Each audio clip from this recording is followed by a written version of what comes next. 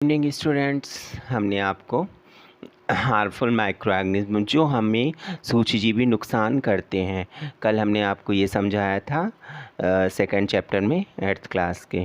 ठीक है ना। इसके आगे हम आपको समझा रहे हैं। Microorganism are harmful many ways. Some of the microorganism cause disease. कुछ ह्यूमन बींग्स में बीमारी फैलाते हैं, कुछ प्लांट्स। ये जो सच डिसीज़ कॉजिंग माइक्रो, ये बीमारी फैलाने वाले माइक्रो सूक्ष्मजीवी कहलाते हैं, इनको पैथोजेंस भी कहते हैं। Some microorganism while food, कुछ प्रदूषित भोजन में, क्लॉथिंग एंड लेदर में, जैसे कपड़े और चमड़े में लग जाते हैं।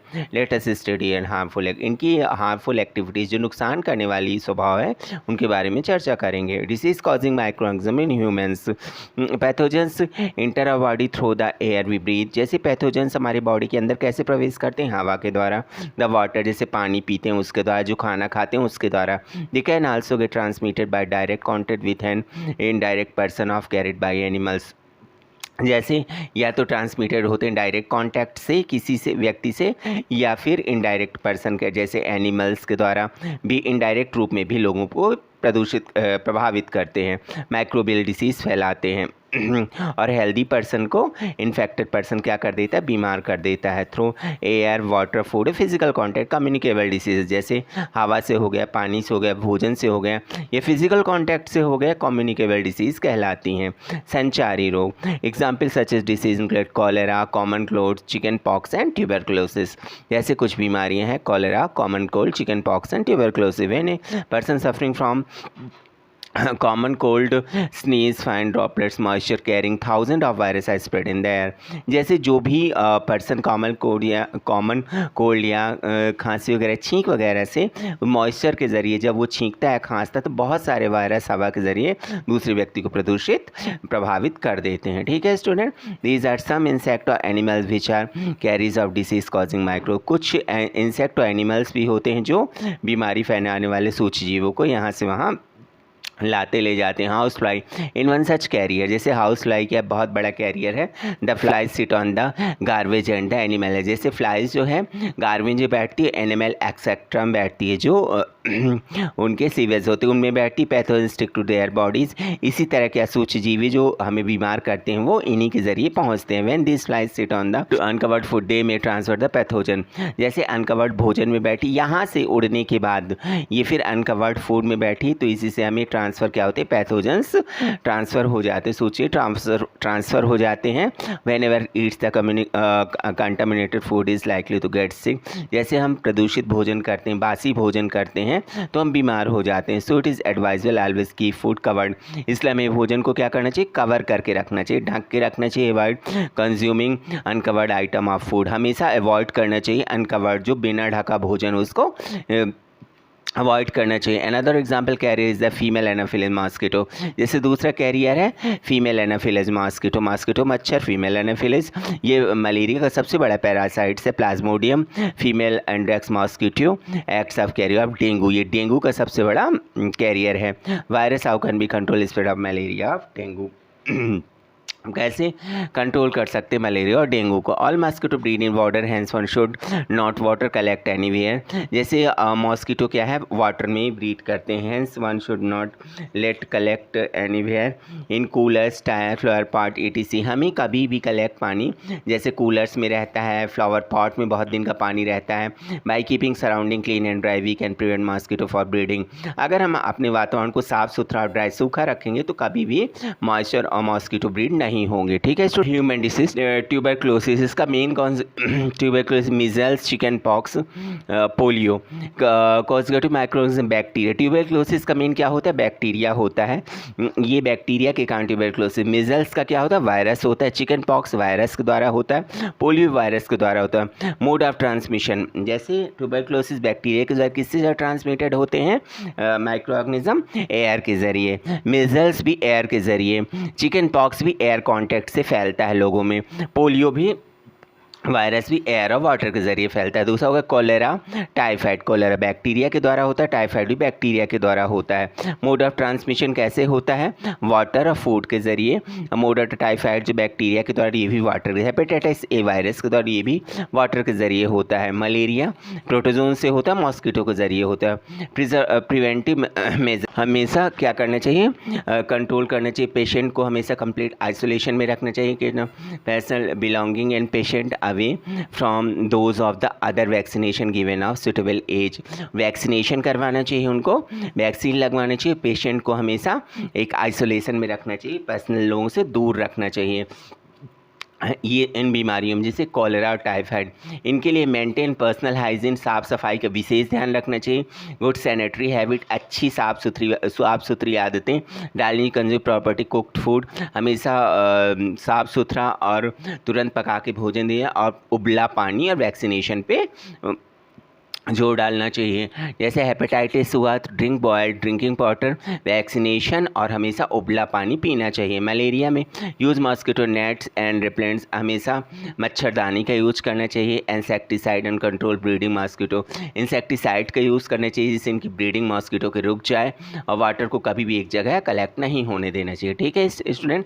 Disease cause in animals, several micro not only cause disease human and but also in other animal, for example anthrax, human and disease caused by bacterium, food and mouth disease, cattle and caused by virus। जैसे बहुत सारे ये human और plants में भी disease नहीं फैलाते, जबकि बहुत सारे एनिमल्स में भी ये बीमारियां फैलाते हैं। जैसे एंथ्रेक्स हो गए, बहुत डेंजरस बीमारी है। अगर तो मुख खुर रोग, ये जो बीमारियां होती हैं पशुओं में भी पाई जाती हैं, ये वायरस के द्वारा ये संक्रमित हो जाते हैं। ठीक है स्टूडेंट। जैसे Robert Koch discovered bacterium bacillus ड्राइनेंथिस विच कॉजेज एंथ्रेक्स, इन्होंने एंथ्रेक्स डिसीज़ के खोज की थी। Disease causing microorganism plant, several microorganism causes disease in plant, wheat, rice, potato, sugar cane, orange, apple and other disease. जैसे कुछ microorganism बहुत बीमारी, जैसे वीट में, राइस में, गेहूँ में, आलू में और शुगर केन में, ऑरेंज में, संतरे में, एप्पल में, और बहुत सारे डिसीज़, बहुत सारी बीमारियाँ क्रॉप्स में भी फैलाते हैं। प्लांट डिसीज़ कहलाती हैं। इनको control by the use of certain chemicals, फिर केमिकल्स डाल के इनको माइक्रोब्स को मार दिया जाता है। ठीक है। जैसे citrus canker, plant citrus canker, ये माइक्रोऑर्गेनिज्म बैक्टीरिया के द्वारा होता है। मोड ऑफ ट्रांसफर एयर के जरिए होता है। रस्ट ऑफ वीट का रस्ट, ये फंजाई के द्वारा होता है, एयर सीड्स के द्वारा ये फैलते हैं। येलो वीन, मोसिकॉन, भिंडी, ओकरा, जो भिंडी में होते वायरस को इंसेक्ट के द्वारा। Food poisoning Boojho was invited friend to a party and the variety of food stuff and reaching home to starting vomiting and taken a hospital. Boojho अपने फ्रेंड के साथ कहाँ गए? एक जगह पार्टी में गए, बहुत सारा भोजन उन्होंने किया, फिर जब घर आए तो उन्हें वॉमिटिंग होने लगी, फिर उनको हॉस्पिटल में एडमिट कराया। Doctor said the condition to due to food poisoning, आपको फूड पॉइजनिंग हुआ। डॉक्टर ने कहा food poisoning could be due to consumption of food spoiled by some micro. जैसे फूड पॉइजनिंग जो होता है जब भोजन प्रदूषित हो जाता है, छोटी छोटी सी जीवियों द्वारा खराब हो जाता है, जैसे ग्रो आउट, उसमें बहुत सारे क्या होते हैं टॉक्सिक सब्सटेंस उत्पन्न हो जाते हैं जो हमें बीमार कर देते हैं। Make the food poison causing illness even death, इसलिए बीमार हो जाता है आदमी, बहुत ज़्यादा उन्हें कमजोरी होती है, यहाँ तक डेथ तक हो सकती है। So it is very important that you preserve food preventer, इसलिए हमेशा प्रदूषित भोजन नहीं करना चाहिए। Food preservation in chapter about the methods of preserve store food grand, हमें preserve cooked food in home. You know that in breads left unused under moist condition attack the fungus microorganism spoil our food, spoil food item smell and as a bad taste and colour and spoiling of food a chemical reaction. आप हमेशा देखते होंगे food को store किया जाता है, preserve किया जाता है ग्रेन्स, लेकिन पके भोजन को हम बहुत ज़्यादा स्टोर नहीं कर सकते। मॉइस्चर कंडीशन के कारण, नमी के कारण उसे फंगस और माइक्रोऑर्गेनिज्म भोजन को खराब कर देते हैं। स्पॉइल फूड खाने से उसका taste, colour, texture, smell change होने लगती हैं, इसलिए उसमें केमिकल रिएक्शन होने लगती है। पहली about some mangoes but they could not eat for a few days later she found that they were spoiled and rotten।